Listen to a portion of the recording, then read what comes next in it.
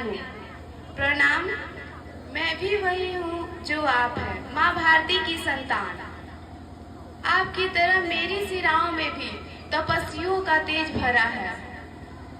आज अपना परिचय इसलिए दे रही हूँ कि प्रणाम करके परिचय देना हम भारतवासियों की परंपरा है। भारत, मैं उस भारत से आती हूँ जिसके होठों में गंगा और हाथों में तिरंगा है। वो भारत जो कभी सत्यम शिवम सुंदरम, कभी वंदे मातरम, तो कभी पंजाब सिंध गुजरात मराठा और द्रविड़ उत्कल बंगा है। मैं उस भारत से आती हूँ जो ठुकराए हुए लोगों की शरणस्थली बन जाता है और 7 समंदर पार परदेशियों को भी अपने ब्रदर एंड सिस्टर कह के बुलाता है। मैं उस भारत से आती हूँ जिसने विश्व को हितोपदेश और कर्मयोग सिखाया, लेकिन खुद कभी अपना पराया नहीं सीख पाया। वासुदेव कुटुंबकम के सिद्धांत पर जिया। मेरा भारत वो नीलकंठ है जिसने खुद विष पी के दूसरों को अमृत दान किया।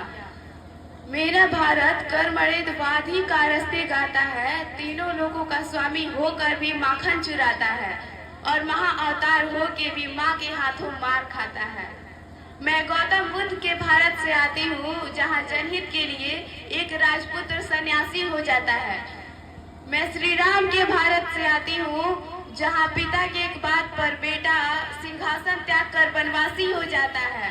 मैं उस भारत से आती हूँ जो स्त्री को उसके स्वाभिमान से पहचानता है, एक कुंवारी माँ को महासती कुंती के नाम से जानता है और 5 पतियों वाली द्रौपदी को देवी मानता है। मेरा भारत आकाश सा बलवान है, फिर भी धरती सा धैर्यवान है। मेरा भारत प्रेम का पुण्य लोक, अहिंसा का जन्म स्थान, लेकिन नारी का अनादर हो जाए तो बच्चा बच्चा हनुमान है। पढ़ो हमारा इतिहास जो मस्तक पर छपा है, पढ़ो हमारा इतिहास जो हमारे मस्तक पर छपा है।